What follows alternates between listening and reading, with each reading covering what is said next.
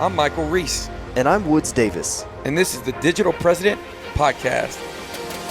We've cracked the code for generating customers online for every business model. In fact, we wrote the book on it. We built multiple multi-million-dollar businesses in as little as 90 days. And the one truth that we discovered is the best business model is doing what you love and living your life by strategy. You truly can follow your passion and create the life of your dreams, as long as you have the right strategy. If you're a real estate agent and you'd like to learn how you can partner with us to help you implement our strategies and systems in your business so you can make a lot more money and have a lot more time freedom, all without ever paying us a penny or giving up a percentage of your commission, go to partnershipdetails.com and schedule a call with us today. While it's fresh in your mind, go to partnershipdetails.com. Now on to the podcast. All right, everybody. Today we have an amazing, legendary guest, Mr. Tom Hopkins, on the Digital President Podcast. I had the opportunity to sit down with Tom. For those of you that know, he is a legendary sales trainer across North America. He's been around for a long time. And hey, listen, he's a part of our community. Before anyone was really selling hundreds of homes, he set some of the first big records where he averaged a home sold every single day, 365 homes, which really laid the foundation for the 18 books he wrote. One of them, Mastering the Art of Selling, sold over 1.5 million copies worldwide. The thing about Tom is he knows how to make the complicated things simple by understanding the fundamentals of selling. You know, words matter. I believe that. When you know what words to use, when you know the right techniques, being a good listener, all of the elements that make up a great salesperson. Well, Tom is going to discuss today on today's episode. So it's going to be super educational. Tom doesn't do a lot of these types of interviews at all anymore. He's later in his career, not retired, but he is at the point where he's not traveling around like he used to almost every day in another city or state or country teaching these techniques. So you're going to have the luxury of sitting back in your home, in your car, wherever it is you are, if you're watching or listening, to hear from the legendary Tom Hopkins. All right, and without further ado, I'm so excited to have Tom on today's podcast, today's episode. Tom, are you there? I'm here, Michael. Hey, I'm excited to be with you. Man, I just want to thank you in advance for all of the great stuff you've offered to our community. I mean, you've added so much value and you've changed so many people's life, and you're continuing to do so. So again, thank you so much for taking the time. And man, I know that there's going to be someone out there online who's watching this video and they're going to say, you know, I'll never forget that day I saw Tom speak, like so many people have up till to now, you know. And so I have a lot of questions here as an advocate for one of the listeners. And I'm ready to dive in if you are. I'm ready. Let's go for it. Let's do it. All right, man. This is going to be fun. So let's talk about if somebody was wanting to get started in sales, you know, they specifically if someone came up and said, you know, what's the number one secret to be successful with selling, the art of selling? What would you say to someone like that? Well, and you know what's so funny, Michael, is I've been in elevators over the years, taking up a 10-floor ride and had someone say, hey, I recognize you. I've been reading your book. And, you know, hey, Tom, I've got to get off on 5 floors up. What would be the real secret to becoming very successful in sales, if there is a secret? Well, I've had that. And here's what I consider the secret is a person who goes into sales and marketing has to literally avidly work harder on themselves than they do on their sales job to develop a personality, a temperament where most people like them, trust them, and then want to listen to them. And the reason I stress that like, trust, want to listen to them is many people in the beginning of any selling situation, or if they know we are in sales, there's a tendency to put up defenses and maybe in the beginning not really like a salesperson. That's typical. Or many people have purchased something in the past and the salesperson didn't do the job and lost their trust. And so like, trust, and then the want to listen is important, because if you're talking to someone, they have to be listening to hear you. But when you're really doing the job in presenting and offering your opportunity to them, it goes from a have to listen to a want to listen, to where they want information, they want knowledge from you. And so that would be my answer. Work harder on yourself to be a person that more people like, trust, and want to listen to. And in doing so, you will develop a following and hopefully a reputation in your business, and eventually have a lot of wealth and abundance in this fabulous field of sales. And our country needs that. In a free enterprise capitalistic country like ours, most companies would not prosper and grow if they didn't have a point of sale person that went out there, put their ego on the line, knew they could have rejection today. And if there wasn't this person called salesperson, many companies would not grow and prosper. So that's one reason why I have always had a love for teaching people in the art of selling, because selling is an art form. You know, many people think of selling as a smile, a pat on the back, and talk. And there's so much differences in the real art of selling, as I'm sure we'll be covering quite a few of those in our time. So work on your own self to be a better person, develop a nicer personality, a warmth about you with other folks. And that'd be my first suggestion to become more successful in the field of sales and marketing. You know, it's so crazy because what I want to ask you naturally is I want to ask you, so what things would people avoid? But because of your answer to the first question, I'm going to ask you a different question. I'm going to come back and ask that. But, you know, when you say that you have to, almost what it sounds like is you have to become a person of interest in order to get this trust.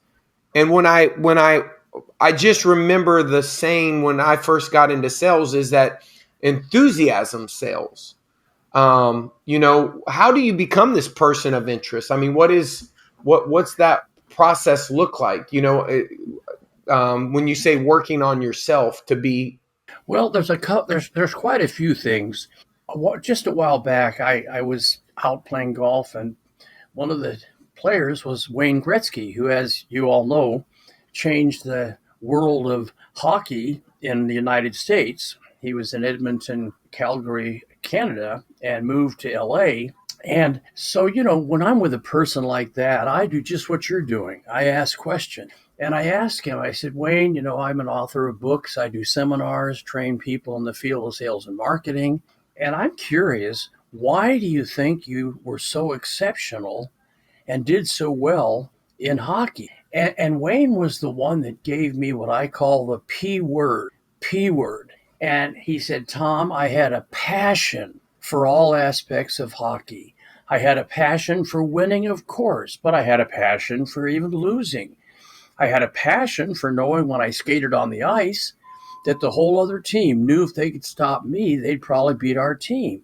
And he wasn't being braggadocious, but that was the bottom line truth back then. And so I have been telling people that I think the first thing you have to do to be enthusiastic and excited, you have to find something that you really love to do. I've had people say to me, Tom, I bet you could sell anything.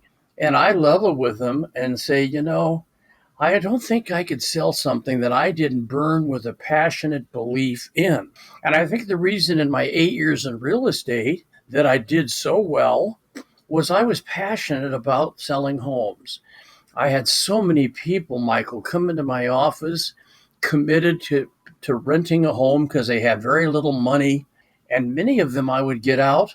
I would talk to them about creative financing, and I'd end up getting them into a home. I was in San Francisco a few years ago, and a man came up. He says, Tom, I'm not attending your seminar. My wife and I saw in the newspaper you were having this program at this hotel.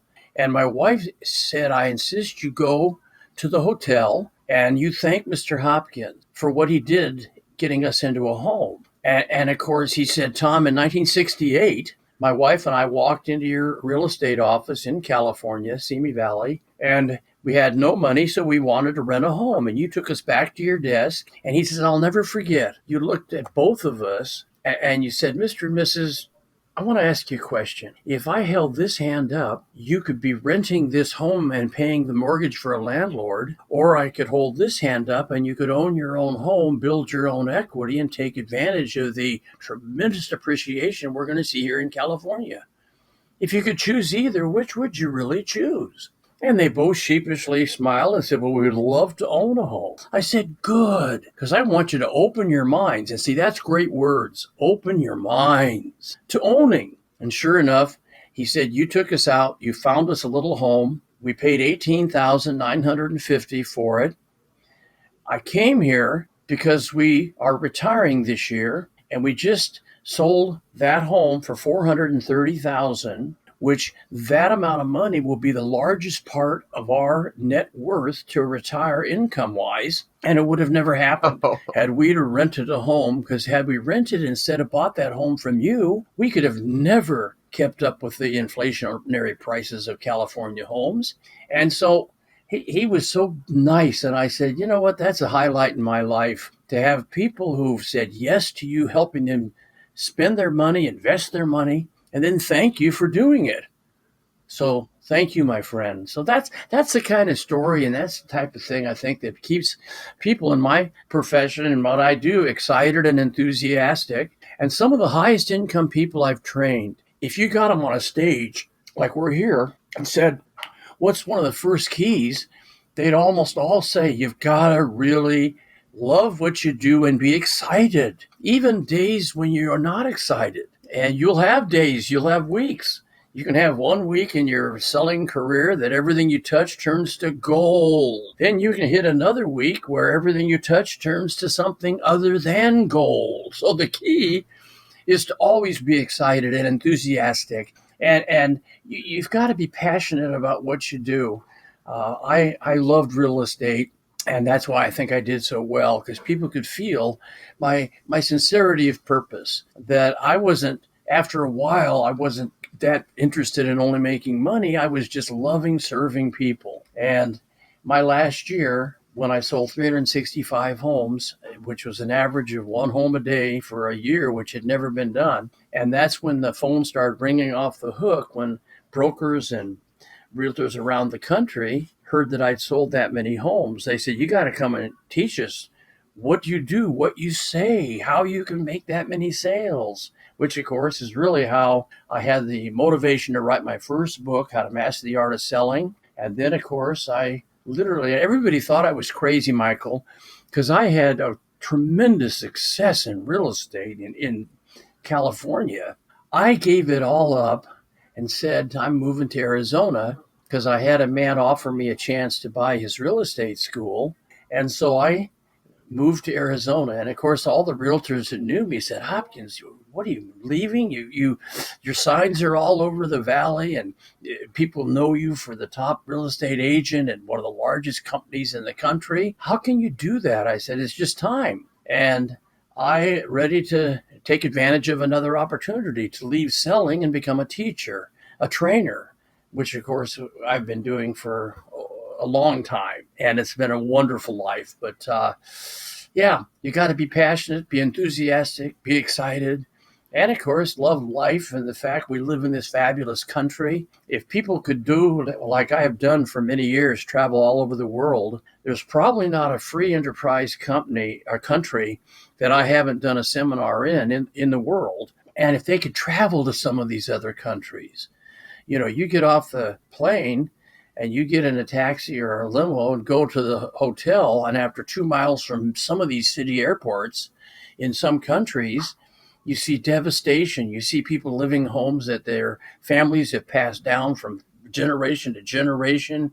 And so you've got to, and you've heard the old saying, kiss the ground. Well, I've gotten off planes back in Phoenix, where I live, and I wanted to just drop on my knees and kiss the ground, because we have such a great country. And regardless of the challenges, the political turmoil, and all the nonsense that can go on, we still got the best game in the house. Yeah. I totally believe that. And that's why you got to be excited, because you live here, which is super.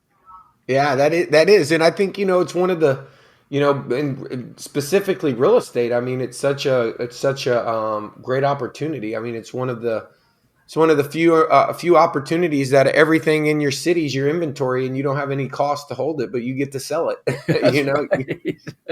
And they pay you well for it. Well, my question would be, if somebody is hasn't had a chance to read your book, first of all, I would highly recommend them read your book. But I think one of the things that you would cover in your book, just as or maybe in some of your keynotes, what do you? I just know it's a question that I've heard a lot from agents. When things seem to not be working, what would you advise someone to avoid? Do you have any things like this is what you should avoid when you're trying to get better at selling? Try not to do this. Try not to do that. Do you have any? I think you first of all have to avoid saying what we call our selling words. Because, see, the average person is afraid of being sold. Yes, they may want to own whatever you're offering, but they're afraid to be sold it. And for that reason, you don't use words that are what we call sales terms. Like you wouldn't call your form that you fill out a contract because people are terrified of getting on a contract. It's always the agreement. See, people love agreements, and that's not negative and fearful, but contract is. Or even the three little word buy, that many people that you meet, they made a decision before they even met you, they're not going to buy. So when you say buy, defenses go up. So drop the word buy and use another three-letter word, which is own. People love to own things, they just don't want to buy them. And don't use the two words sell or sold. Well, when we sell you, they don't want to get sold. Or we sold them, they don't want to have you sell them. I never sold a home. I got 1,553 families happily involved in the opportunity of real estate ownership in their own home, which is so much better than saying I sold a lot of houses. So get people involved in what you do. Just don't sell them. And then don't ever use the word, don't tell them what the price is. When you say the price of this, or the price of this home, or the price of this car, the price of this building, whatever, the word price triggers in many people, maybe we ought to talk to some other companies, let them know what they're charging here or wanting a price, and we might save money. So we never call it the price, it's the total investment. Because people would enjoy a total investment, but price can be something that shocks them. And don't use monthly payment. It's the monthly investment. And don't ever call what you're doing as a good deal. Some of the salespeople in business, they say, I got a really good deal here. Well, this person might have been told that 10 years ago that this car, this home, this whatever was a good deal, and it turned out to be a bad deal. So the word deal will trigger negativity. So instead of deal, we always call it an opportunity. I think this product will be a good opportunity for you and your company. So that's just some ideas because in a way, Michael, anyone who is in selling is in the word business. And the words you say go into the ear of the person you're talking to, and they emotionally create feelings. The feelings then can create an action. So just those little words I gave that are negative, they buy, sell, deal, they can trigger this negativity, and they can be the reason this person wants to go home and think it over, sleep on it, stall you, or even give you a blunt no, we're not interested. So think about that. Yeah, I love that. Is there in your process? How do you leverage questions in the process of selling? Well, let me say this, Michael. The greatest salespeople I've ever known as friends, been trained by, the great Zig Ziglar was a dear friend of mine before he passed on. Dr. Norman Vincent Peale and his wife Ruth were dear friends of ours. Earl Nightingale was a dear neighbor and friend. These great people, they literally, in my humble opinion, had such a desire to serve and to help people. And of course, it came across on the stage, and they had total belief in what they were teaching would help the people in the audience. He paid the money to see them. Again, enthusiasm comes from the love of what you do, the belief in what you do, the passion that you have. And if I say some of these things more than once, repetition is the mother of learning.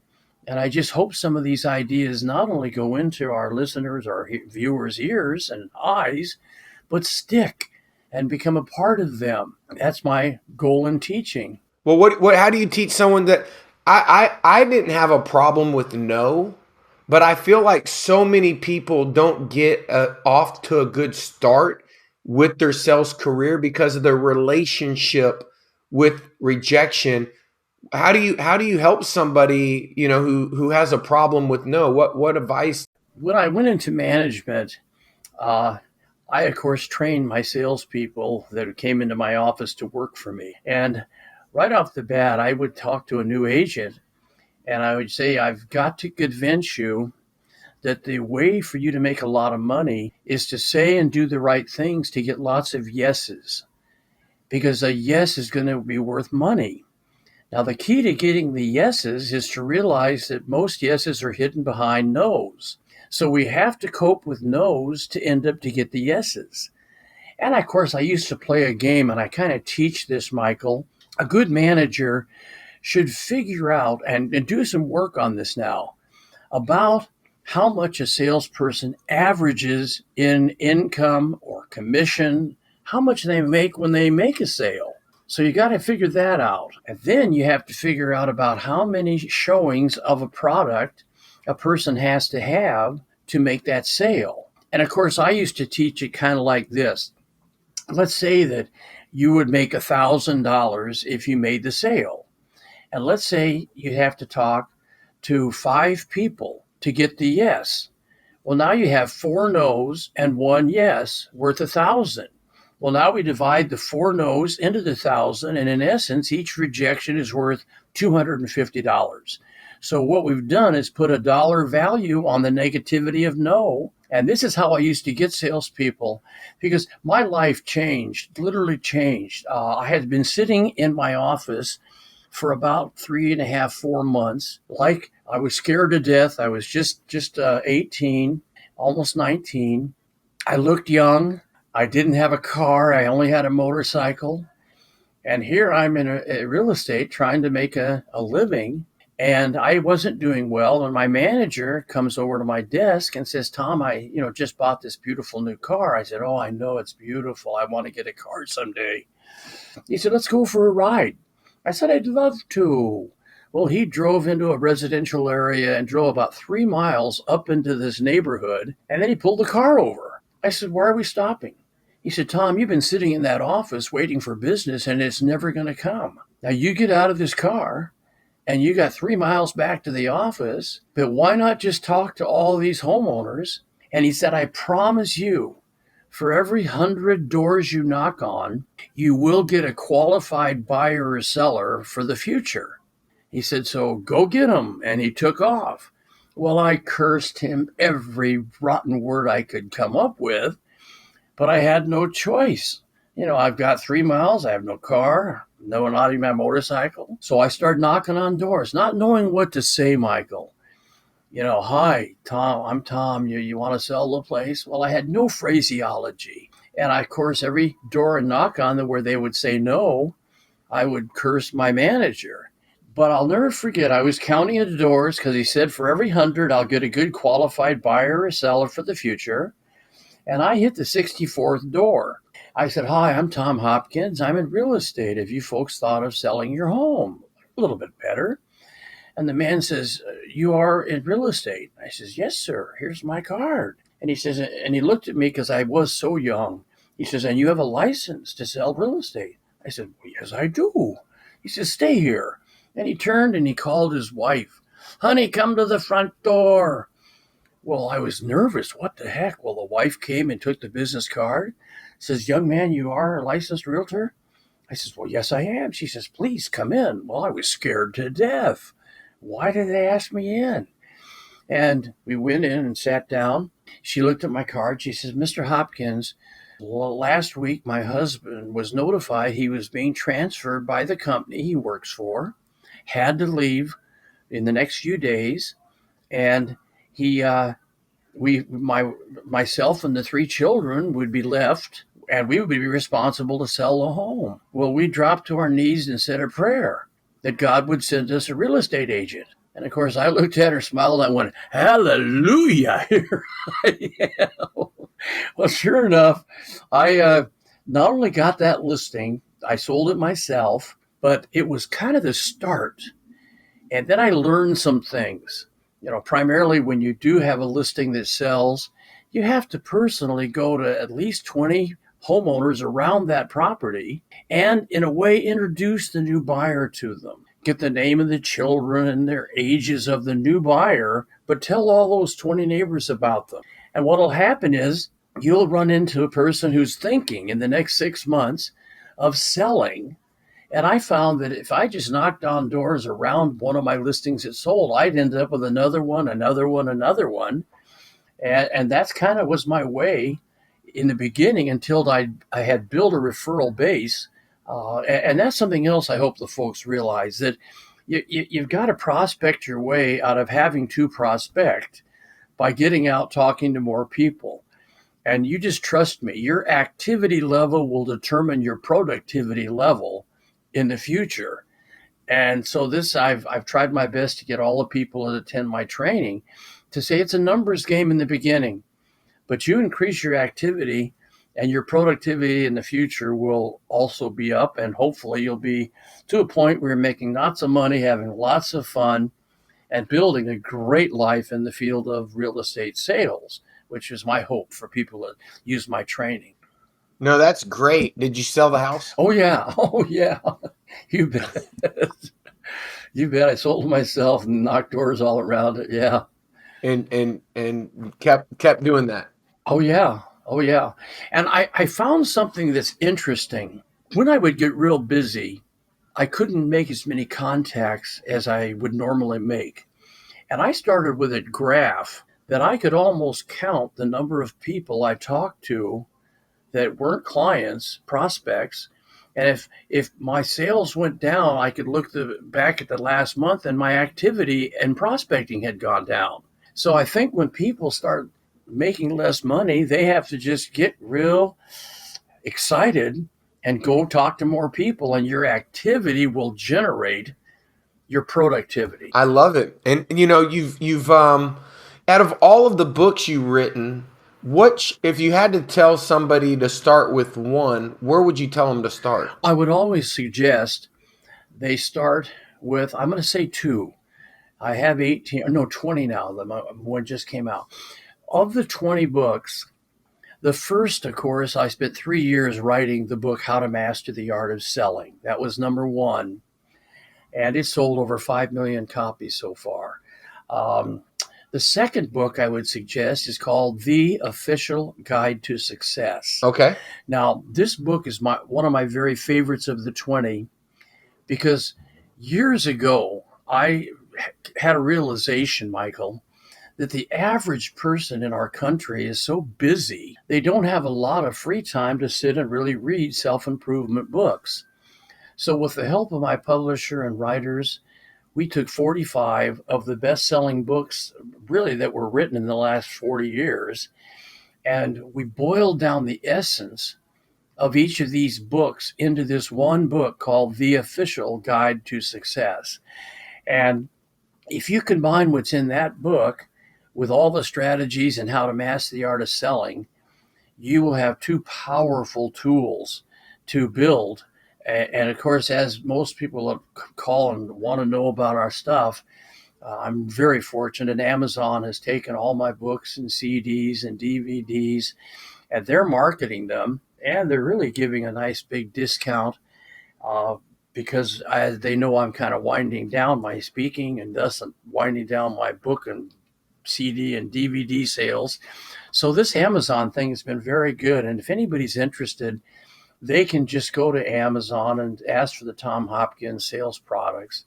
And that's where they could get anything that I have still left. But that was nice of you to get me to open that little presentation up. Thank you very much, Michael. Yeah, absolutely. I mean, some of the people that I respect the most in selling have told me that you were at the root of their introduction, and with all of those books and assets that you've invested so much time in creating, I would just say that just know that people are watching it, reading them all around the world every single day. Yeah, it's been outstanding. I've had such a blessed is the word life, doing what I've been fortunate to do and having the support of the great staff I have and so forth. But yeah, I hope people love what they do as much as I love what I do. If they do, they got to be very happy pappies. So how do people connect with you that want to connect with you? Is outside of buying the books, is there any other place they could connect? Well, our office, they can locate me at Tom Hopkins International here in Phoenix, Arizona.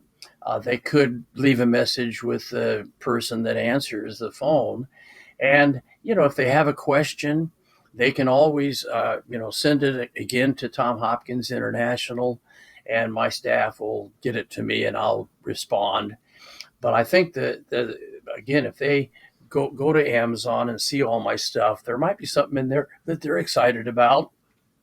And hopefully, uh, you know, they'll take my training, internalize it, make it yours, and then just use it to do a better job serving your fellow man with the benefits of what you're offering them. Well, what I will say is I appreciate you so much. I appreciate everything that you've done for our community, and really setting the bar high. And I'm interested about, I heard you left California to buy the real estate school, right? Right.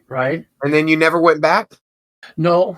I, of course, owned quite a few properties. And so, as a property owner, I have made numerous visits back to California. But no, I've had a couple companies hire me to come and teach and do a seminar back in California. But, we love Scottsdale and Phoenix area. And I'm kind of at a point where I'm not interested in traveling at this point in my life as I was back when I lived on the road. Literally, there wasn't a week I didn't fly somewhere to teach.